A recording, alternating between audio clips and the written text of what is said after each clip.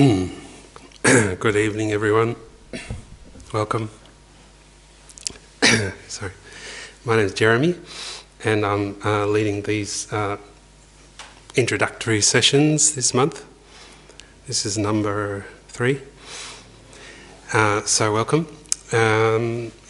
For anyone who hasn't been to these sessions before, the idea is that we present some Buddhist ideas and practices, meditation practices, and they're just sort of for your consideration.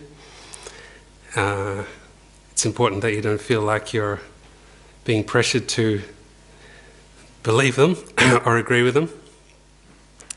The Buddha encouraged you to examine his ideas thoroughly before you accept them, so you're encouraged to do that, and encourage you to ask questions, and we'll have a question and answer time at the end.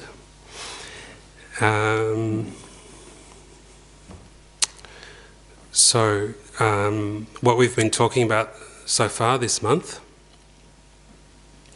is basically the idea that this is the Buddhist, from a Buddhist point of view, in order to achieve the happiness that we're seeking, we need to look in the mind.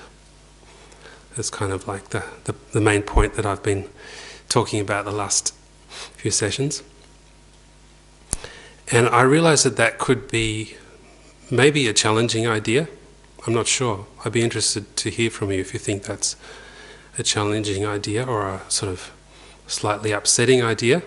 I noticed one person made the comment that they felt like they were being judged when I told them that we need to look inside for happiness instead of to external things. And I thought that's interesting. And I kind of get that because, if we've spent our whole life looking for happiness in external things, and what I mean by external things is things outside of the mind, so that includes physical objects and other people and things that we experience through the senses. So generally they're the things that we look towards when we want to find happiness. So the Buddha and other spiritual traditions, they're saying that we're looking for happiness in the wrong place. So they're saying that those things, those external things, are actually they are able to give us some happiness. We can't deny that, but they're unreliable mostly because there's no definite causal connection between those external objects and the state of mind of happiness. So I think it's fairly provocative idea and something that we need to investigate through our own experience to see whether that's true or not.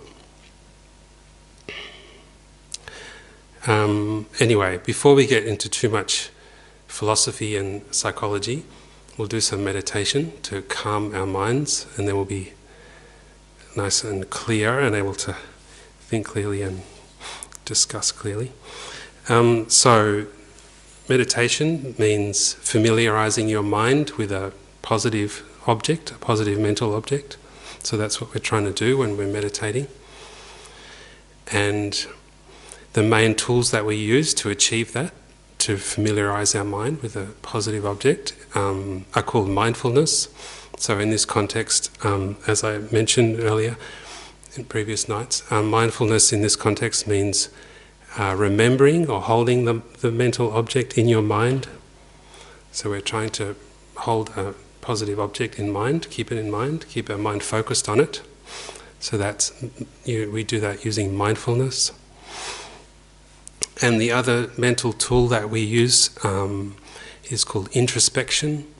So this means observing your mind to see what it's doing, and then if your mind wanders away from the object of meditation, which it invariably tends to do, then we notice that the mind's wandered off and we bring it back to the object of meditation. So that's called introspection. And then the third main tool that we use for meditation is called application. So there's various ways of translating these terms, but I like the term application, which means applying like a positive thought or a positive practice maybe to overcome a disturbing thought. So for example, tonight we're going to talk about the attitude of what we normally call self-centeredness, which means sort of overly focused on I. And so the application for overcoming that would be to focus on the practices of love and compassion. So that's an example of application. So these are the three tools that we use, the three main tools. So it's important that we recognize them and we get familiar with using them. And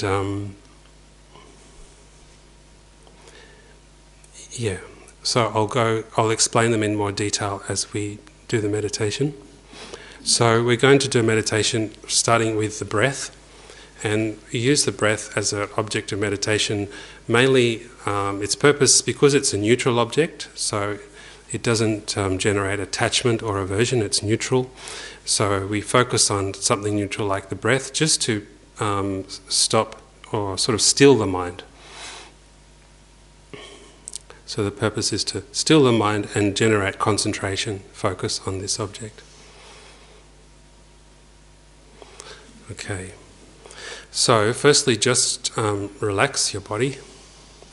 Think about how your body's feeling, and sit in a posture or a position or a chair which you feel comfortable in.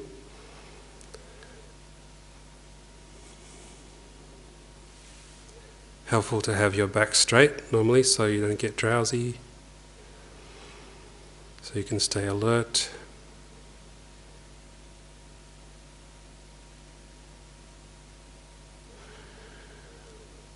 And then just observe your breath moving in and out.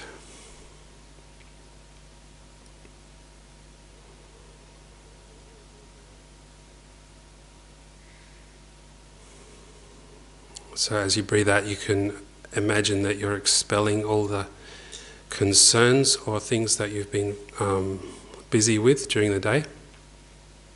So just kind of emptying your mind out, letting go of thinking about all those things for the time being.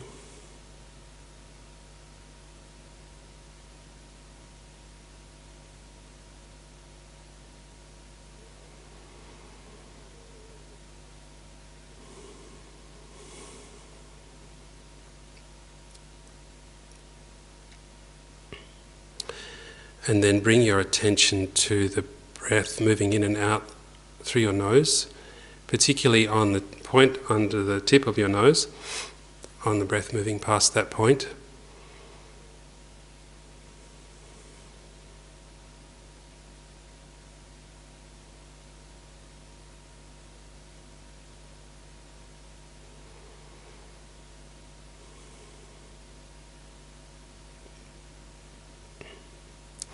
So this is the object of our meditation.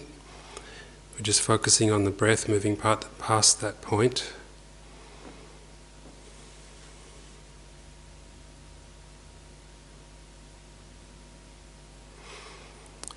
So mindfulness is remembering to keep your mind on that object, on that point.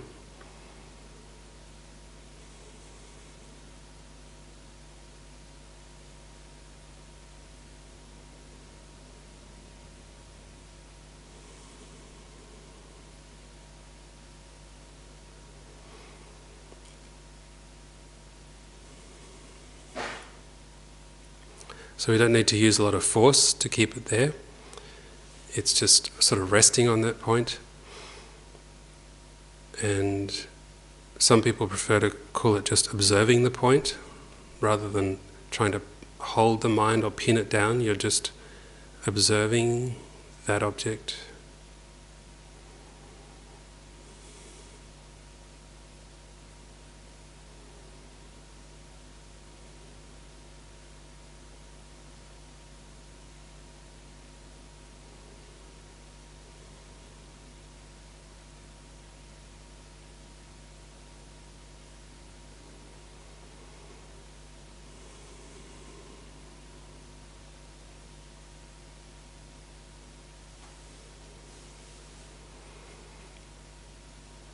And then introspection just is checking to see whether your mind is staying there or has wandered off.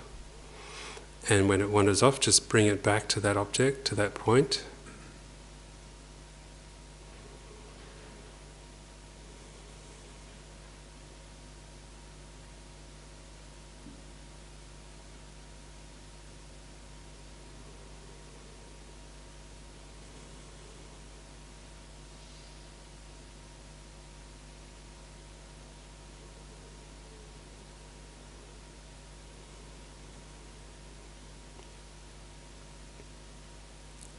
If you find it helpful, you can count the breaths.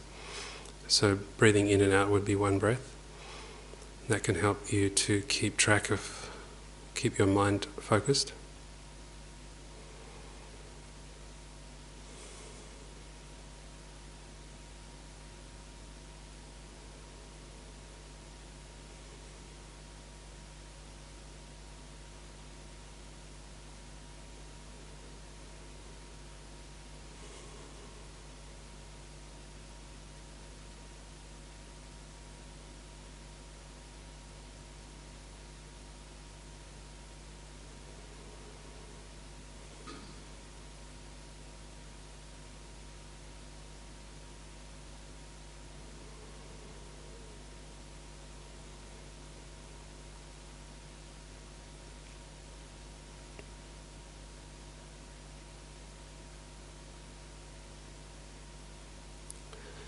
So the whole process should be relaxed, not requiring a lot of effort or worries or concern. If your mind keeps wandering, you don't need to be worried about that. You just return it to the object.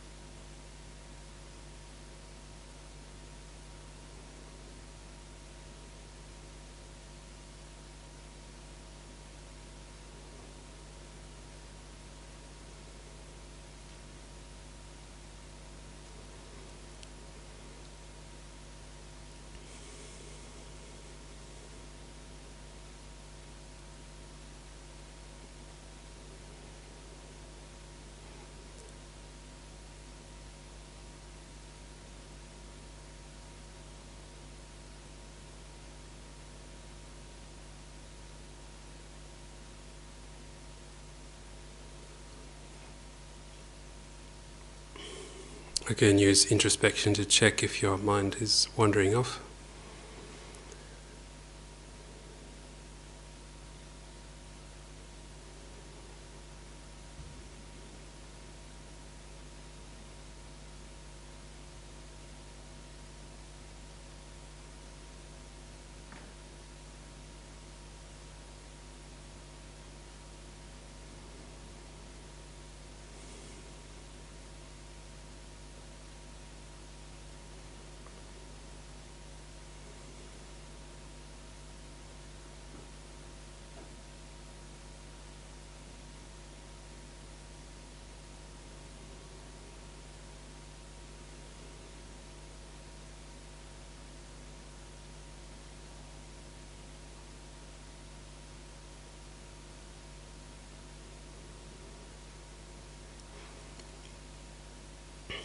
Okay, so now that our mind has developed some degree of concentration, we can use that to do a practice of application. So in this case, we'll do a meditation on compassion. So this is a very simple meditation.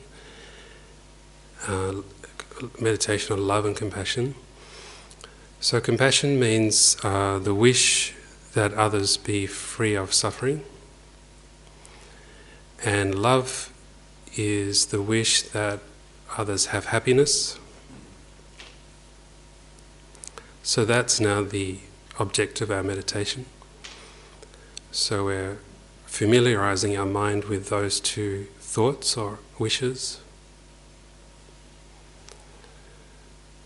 So you can do this simply by just repeating to yourself, may all beings have happiness and the causes of happiness.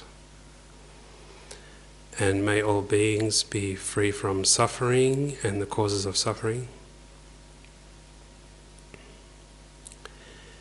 And then you think about all the beings, sentient beings, with minds around you, starting maybe with the people in this room or the people in your life, your friends and family you're closest to. And then you expand that out gradually to include more people and also animals, other living beings. And you try to think of as many beings as possible, so all the living beings in this city and this country, in the world, in the universe, if you think there's other beings out there. And just try to make your mind as expansive as possible.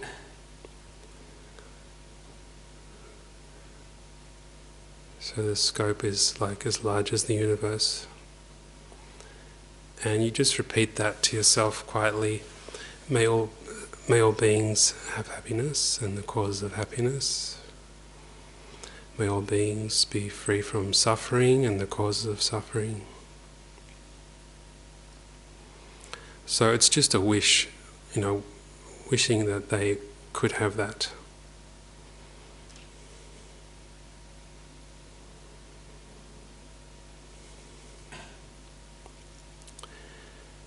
And you can think of particular people who have particular problems and wish that they be free of those. Whatever it is, a health problem or a relationship problem or anything.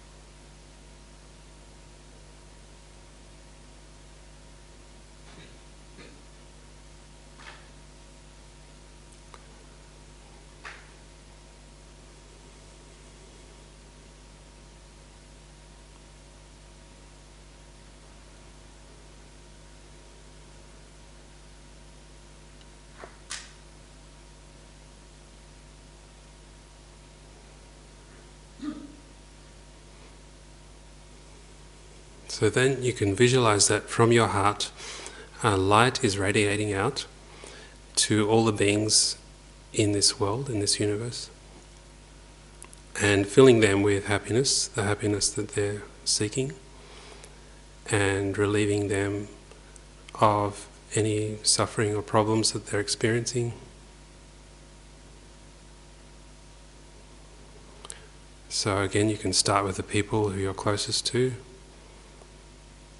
and gradually expand out to include more beings.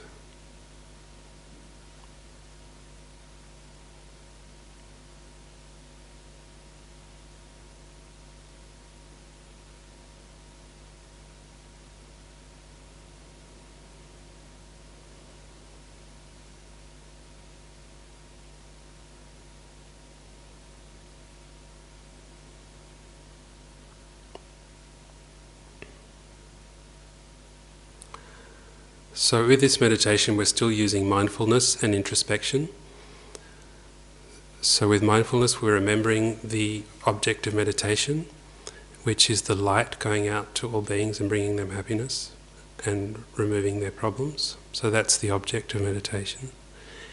And introspection is observing the mind to check that it's focused on this meditation.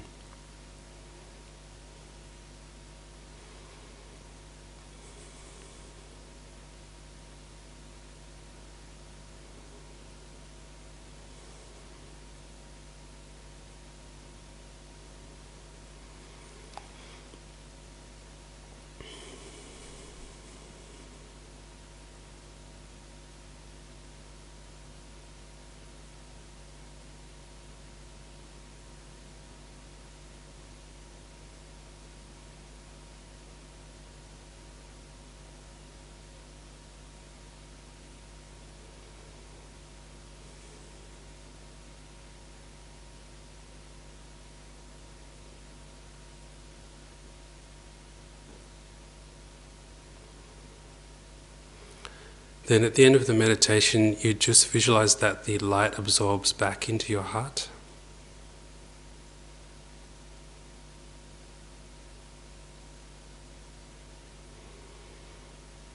And then you end the meditation there.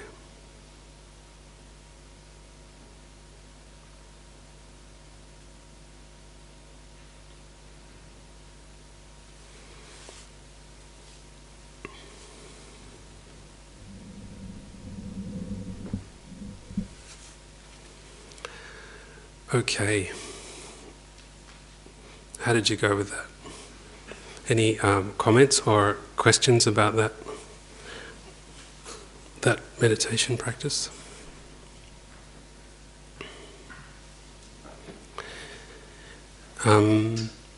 So that's a simple meditation practice, and as I said, the idea is to familiarize your mind with the attitude, the mind of love and compassion. That's what you're trying to achieve there. So I don't think we can actually really make much difference to other people by visualizing light going to them, but I could be wrong. But I think it's more a practice just of familiarizing your mind. So some people complain when we do those meditations. How are you expecting to help people just by sending light out to them? So we're not really expecting that. It's just a matter of familiarizing your mind and with that thought. And I think maybe also giving yourself some kind of confidence that you have the ability to feel love and compassion. And I think through familiarity, you sort of develop some confidence that you do actually have love and compassion in your mind, and you can bring them to mind, particularly when you're interacting with other people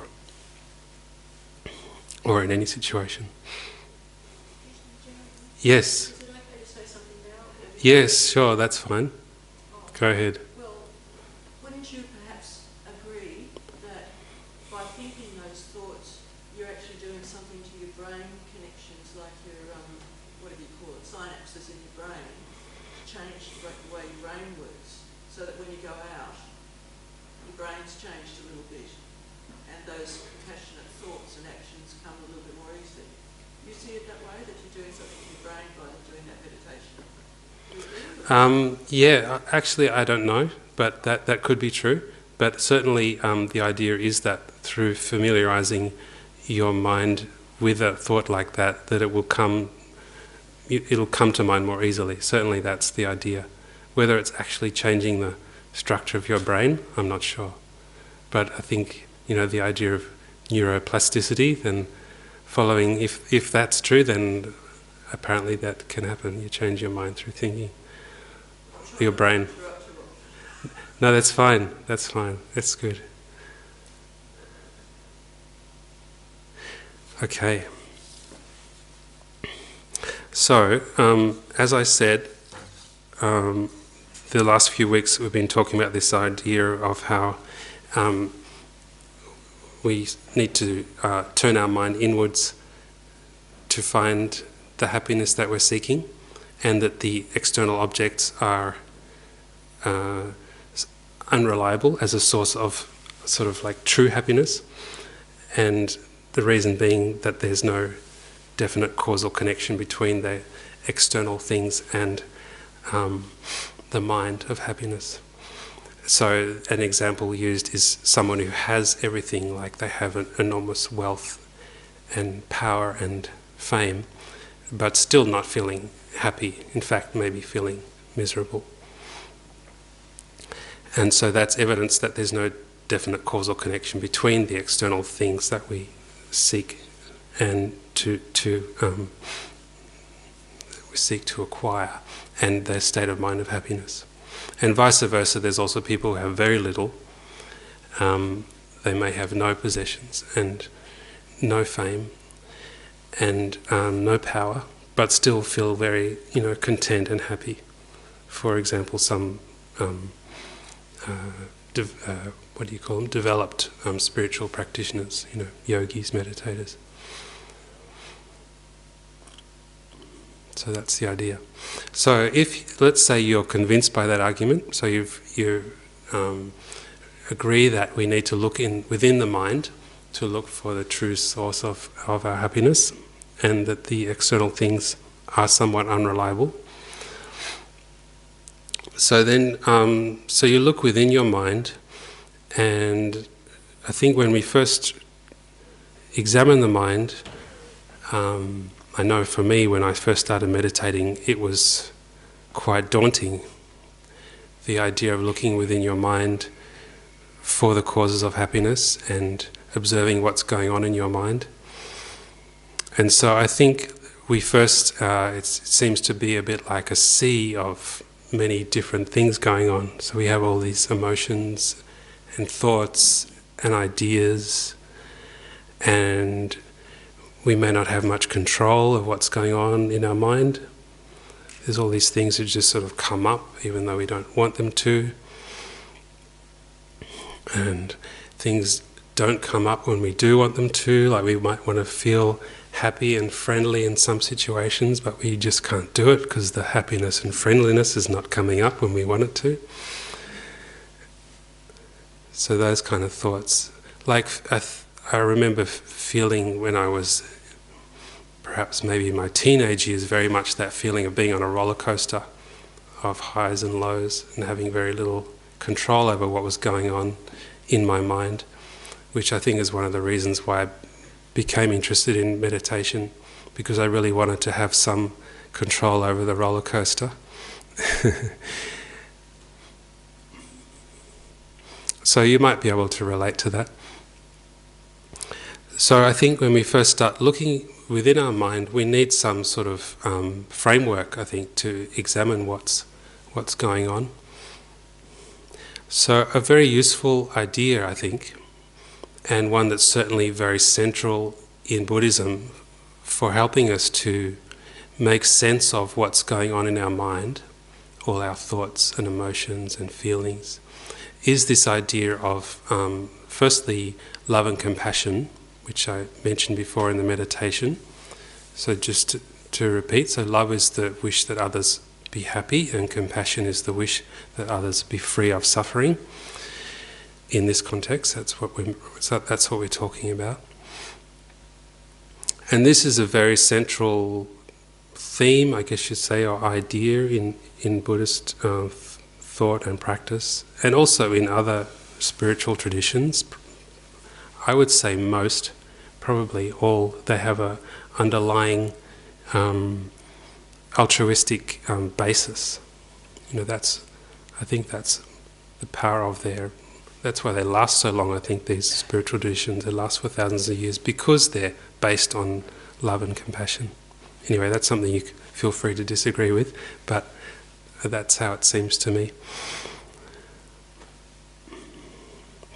So love and compassion is a central theme, and the Buddhist view is that one Lama puts it like all the Buddhas got together and they thought for many thousands of years of what is the best thing that people can do to help their mind, and and certainly for beginners like me, people who don't have much control over their mind, what is the best practice or meditation they can do? And they came up with this, love and compassion. So that's how one Lama presents it. So this is given, the advice is given that this is sort of the most powerful practice you can do to transform your mind and pacify your mind. Okay, so why is that? Why is love and compassion regarded as such a powerful force or powerful antidote solution to the various mental problems that we experience? So the reason that it's powerful is because the various problems that we experience in our mind arise up. The main cause for them is this strong sense of I, and regarding this I as like the most important thing in the universe. So this sense that this person, this self, is the most important thing in my universe, and everything else is sort of secondary and is sort of somehow there to support this self, or is only interesting if it supports this self, and if it doesn't, or if it challenges this self, then it's a problem and to be discarded. So this is, as one teacher describes it, it's the view that as I against the universe. So by having this very strong fixation on the self, on the I, and making it the most important thing, then what we're doing is we're sort of placing the whole universe as something separate, firstly separate to the self, and then also as something that can either be a threat or helpful to the self. So we're trying to constantly organize the universe so that it's either helpful or so bringing the helpful things close and pushing the unhelpful things away. So I think that is also a very challenging idea. And I think when we first maybe encounter that, it sounds like we're being criticized, and reminds me of, like, you know, when I was a child and my mother was telling me not to be selfish and to share my, you know, biscuit or chocolate with my sister, for example. Don't be selfish. Share it with your sister. So that kind of, and then that sort of feeling of indignance that arises up. You know, why should I share? And why is she calling me selfish? That's not fair. I just want to eat this chocolate. So I think we need to be a bit careful so that if we feel like we're being criticized, I mean, firstly, it's understandable because the feeling of I and self and looking after the self, it's very deeply ingrained in our mind. It's something that is so deeply ingrained that we're maybe not even aware of it.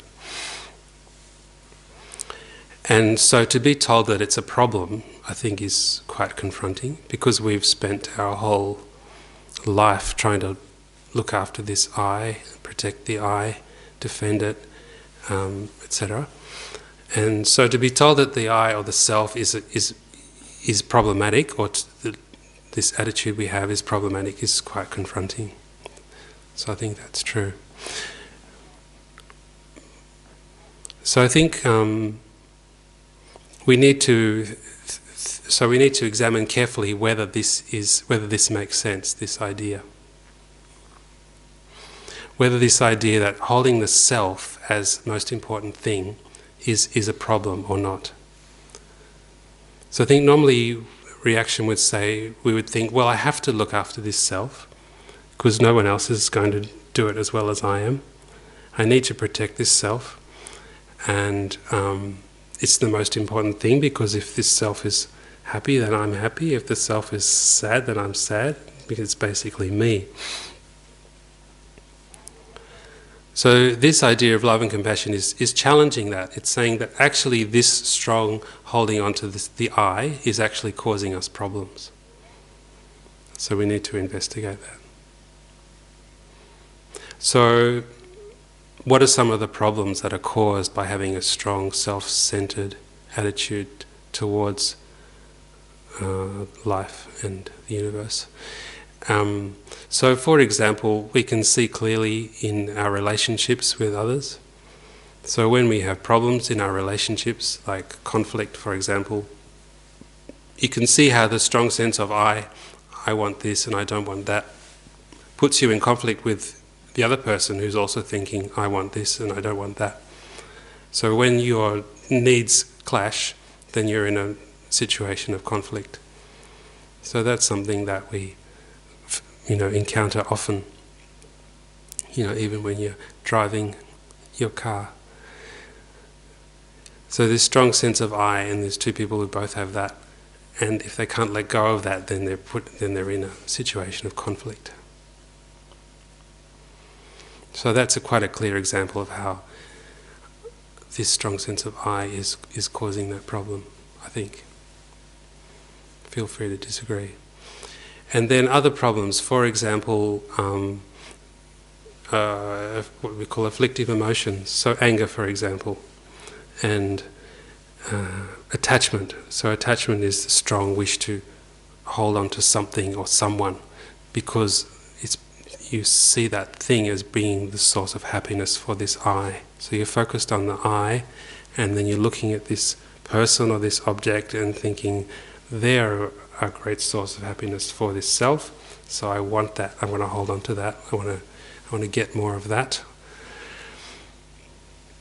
So that's how the mind of attachment comes up, through a strong sense of I or self. And then from attachment you get things like anxiety. So if you're strongly attached to something or a person or an object, then you'll naturally have anxiety about losing that. Or it could be attached to a position of power or status. It can be attached to your own sort of self-image, wanting to present a particular image to the world, and you're attached to being always seen as competent, for example. So in the workplace, everyone is trying to look competent. A lot of effort is gone into trying to be appearing competent in all situations. But that creates quite a lot of anxiety, because often we aren't competent, or we're put in situations where we're made to look incompetent, sometimes because of something someone else has done. So then all this sort of anxiety comes up, and stress, because we're fearful of looking foolish after investing so much in our reputation. So that's how anxiety arises from attachment. And then also anger arises from attachment, because if you're strongly grasping onto something or somebody and then someone else tries to take that away, so then the anger comes up because they're taking away your treasured thing. So you can see how all these sort of network of problematic emotions that arise in our minds and cause us problems in our life, you can see how they all come back to this strong sense of I. So that's why the practice of love and compassion is taught as a very important and powerful solution or antidote to these problems that are arising from the self. And you can also think of things like social problems, environmental problems, the wars that are happening at the moment. So you can trace them back to this strong sense of I think. Yes, question?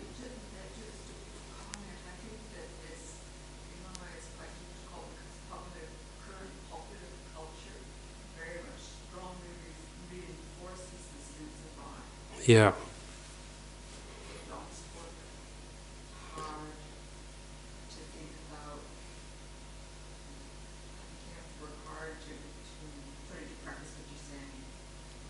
Yeah, I agree. I think it runs contrary to a lot of what we're taught in our culture. And I think there's an important distinction to make here between something like self-esteem and self-centered attitude. So you could have, for example, very good self-esteem, as in like self-respect, but at the same time not have a strong sense of selfishness. So they're two quite different things. So, for example, let's say your mind was dedicated towards helping others, maybe in medical field, for example, or whatever it is, even just in general life, you have a strong feeling, I like to help others, I enjoy helping others, I want to help others. So you could still have a strong self-esteem and have that thought. So we're not talking about diminishing your self-esteem or your self-respect, but I would say it's more like having the same attitude towards everybody as you have sort of the self-respect as well as the same respect for everybody sort of thing. So I think we need to be careful, but yeah, I certainly take your point. The Dalai Lama often jokes that if we really want to be selfish, then the best thing we could do for the self is to practice love and compassion, because that would be the best way to make the self happy. So I think it's true to some extent that in the beginning of the practice of love and compassion, the main beneficiary is yourself, because it pacifies all these various afflictive emotions that we have.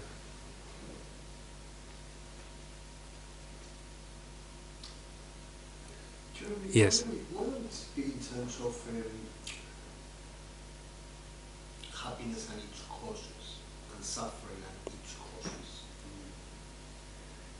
Why do we do that, did you say? Why Yeah, do we refer to yeah. the causes? Like in the meditation, you mean? Yeah. Because typically you will say, well, happiness is good enough as it is, and so it's avoiding suffering or reducing suffering.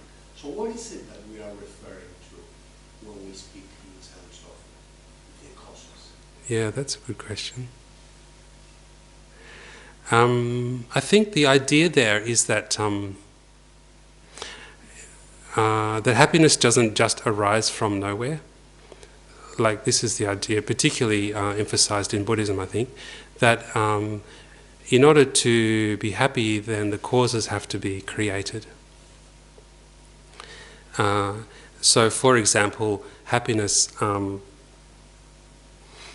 to develop happiness in our mind, so one cause, for example, we're talking about pacifying your mind and reducing the discursive thought. So that would be a cause of happiness. So by reducing the discursive thought and focusing your mind on one neutral object, then that is generating the causes for happiness in your mind.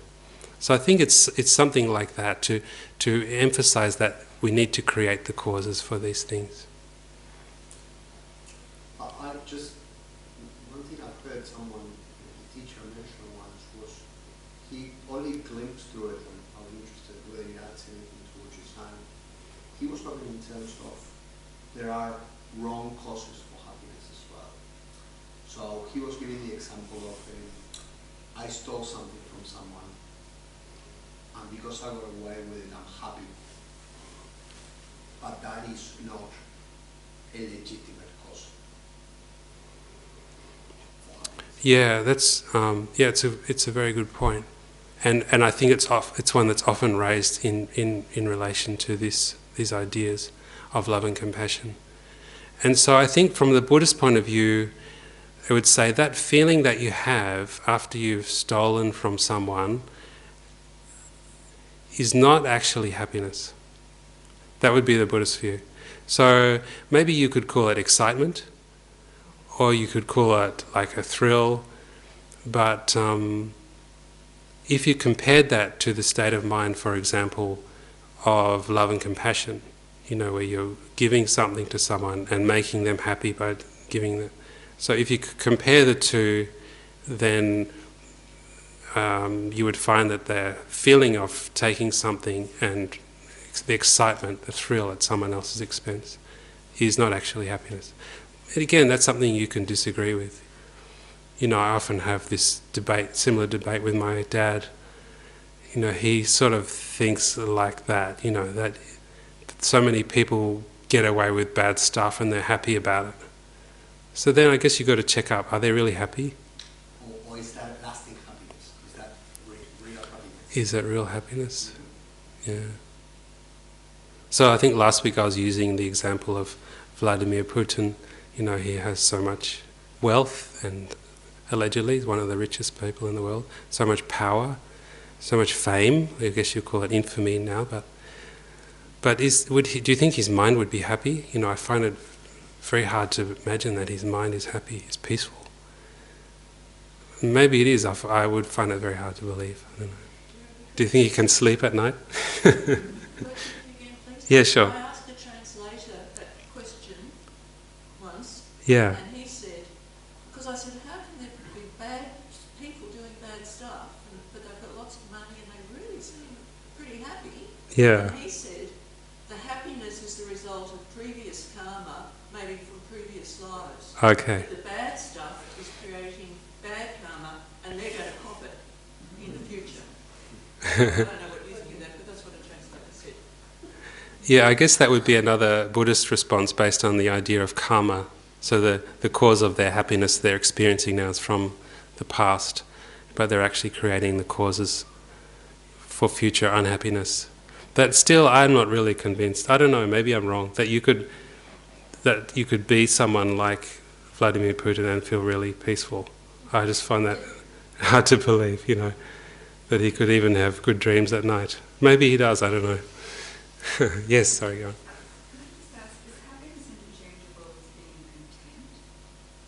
Yeah, that's a good question. Is happiness interchangeable with being content? So I think the definition of happiness is pretty general here. We basically would say something like happiness is whatever you call happiness. But then there's certain caveats. So like, for example, with the mind of attachment, we say that the mind of attachment sort of can masquerade as happiness. And we might feel that it's happiness, but then when we examine carefully, we find that the mind is actually disturbed. So I think, yeah, generally can say happiness is whatever you call happiness, but then I think you need to be careful also whether this happiness, this thing you're calling happiness, is really happiness or not. So it's a bit hard to define, I guess. Subjective. Sorry, go on. It doesn't last. The thief has to steal more. Yeah. More until disaster. So yeah, I guess if stealing from someone was a true source of happiness, then every time you did it, you'd feel happy. And the more you stole, then the more happier you would feel. And so I think that's probably not the case. You'd only have to do it once, and it'd be enough. You'd be happy for life. Yeah, maybe. If it really was. Yeah, anyway, things to think about. Yes, sorry, a question at the back there. I was just remembering that I used to work in anti-corruption, and I was talking to one of my colleagues, and I said to her, how could these corrupted people can sleep at night, you know, knowing that they are hurting the population, the people, the countries, and all that. She told me, they sleep better than you because they don't care. They don't have those values that you have. There are really people who are twisted, you know. They really don't feel remorse.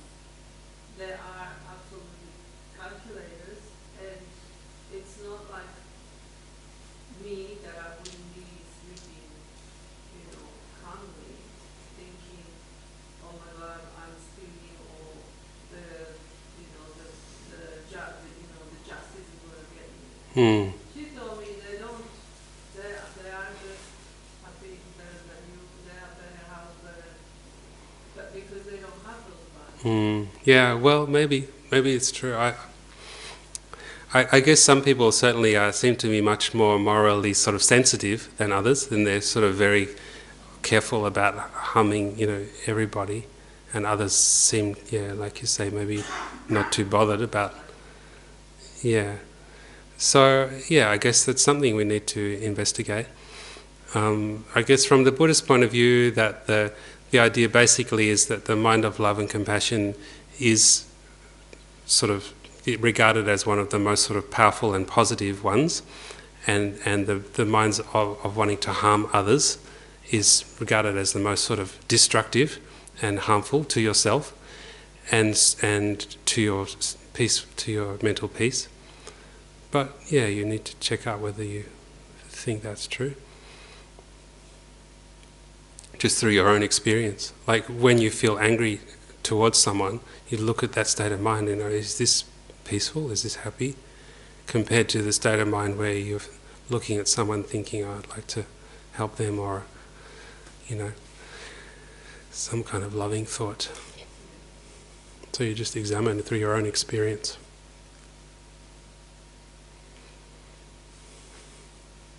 Yes, Ingrid?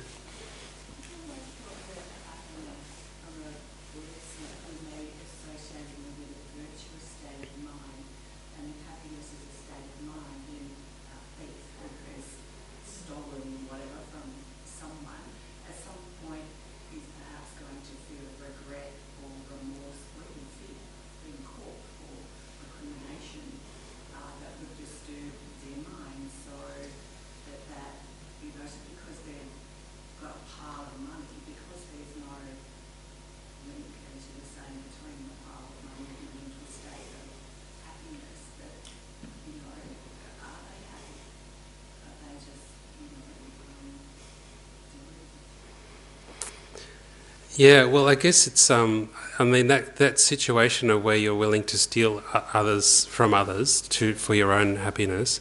So you're definitely putting your happiness above them. You're not worried about them, and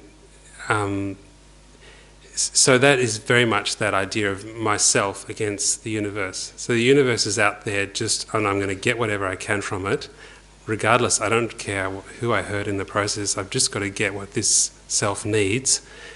And so you can see how that would be quite maybe painful and frightening way to be, where you have this little old me here and there's this big universe out there and I've got to look after this me and do everything I can.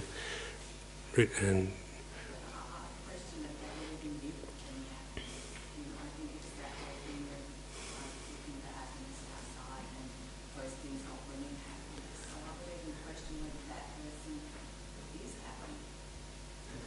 yeah.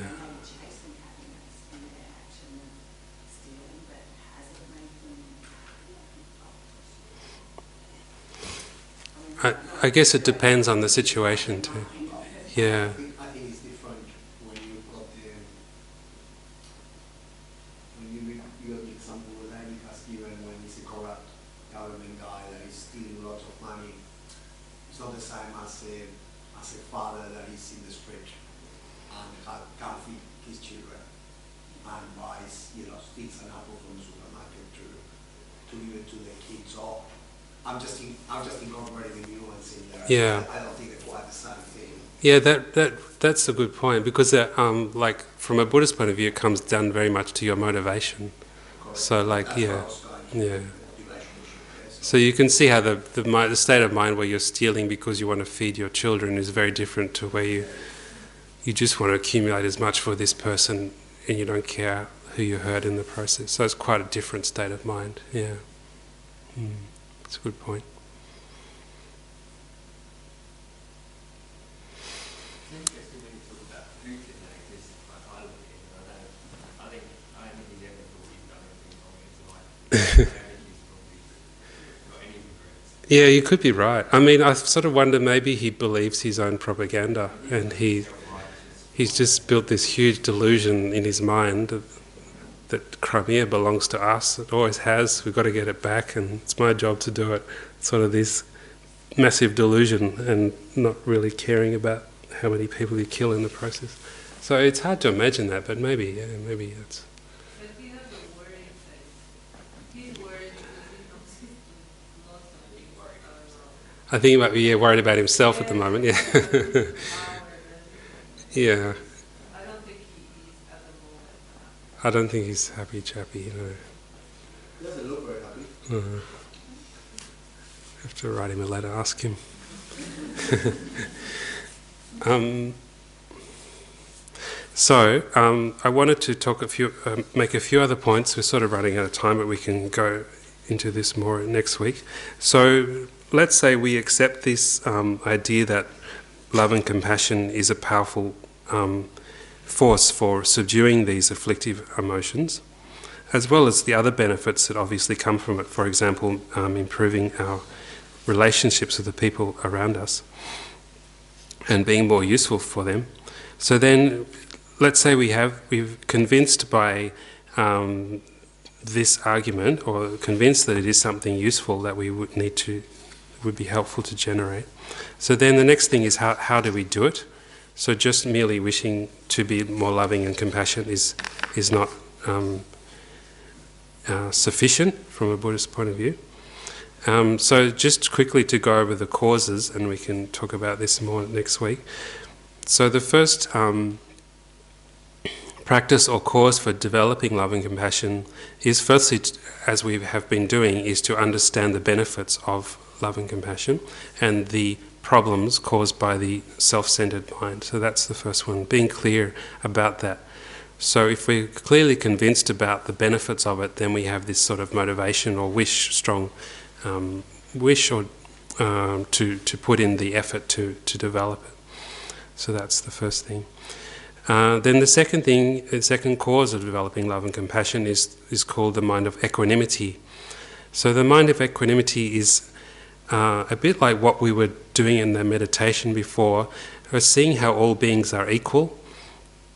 So in what way are all beings equal? For example, all beings are equal in wanting to be happy and to be free of problems. So by meditating on something like that, all beings wish to be happy and to be free of suffering. They're all exactly like me in this way, so all beings are equal in that way. So that overcomes the mind of holding some people very close, seeing some people as very important or great and other people as very unimportant and not great, that kind of unequal attitude. So that's the next practice, is to develop equanimity. And then the third one is to understand that others are experiencing various problems, is to meditate on that. So in the same way that we experience various problems, all other beings are experiencing, something similar to what we are. And in the same way as we put all this effort into trying to overcome these problems, we still experience the problems still come up. And so in the same way as we're always striving for happiness and trying various different things to achieve happiness, they're also doing the same thing. So we're all similar in this way. So understanding that others are experiencing problems is the third cause. And then the fourth one is to understand that others are kind. So that's, I think, maybe quite a challenging idea. The idea that regarding all others are kind. So in what way could we say all others are kind? So you start, for example, with the people who have been kind to you, so the people who have shown you kindness in your life. And then you think about other people and how they're kind to other people in their life, maybe not to you, but to other people. And then you might think, well, yeah, but some people aren't kind to anybody. I'm not sure that's true, but that's, possibly true. So then the idea is like kindness is said to be like our true nature from the Buddhist point of view. So some of the evidence for that is the fact that when we develop love and compassion, is a mind feels happy. So by practicing love and compassion, the mind feels happy. By practicing the opposite of hatred and self-centered attitude, then the mind feels disturbed. So that's regarded as evidence that kindness is sort of like our true nature. That's one way of explaining that. And also the fact that us, particularly us as humans, we're attracted to kindness. That's something you can examine. Do you sort of feel drawn or respectful or have a good feeling about people who are kind and generous? I think generally we do. We admire those qualities in others if we feel like they're genuine. We respect those. And the Dalai Lama often makes the point that society itself is based on compassion and perhaps you could say more like respect. So the only way that our society works is because we have a basic sort of respect for others, and we For example, we stand in a queue and we don't jump the queue because basically we respect others' right to be, or generally we try to follow rules, laws, etc., because we can see how they're beneficial for the society. So it's not so much because we're afraid of getting caught for breaking the rule. We actually respect this sort of structure of cooperation. So these are regarded as sort of evidence that kindness is more like kindness, and compassion and respect more like our true nature. Anyway, that's something to think about and investigate. So I'll talk more about those next week, but I just wanted to introduce them briefly. So we're pretty much out of time. Any other comments or questions? Did anyone disagree with those things I just said? Anyway, think about them. You can come back with your objections next week. Okay, thank you very much for your time, and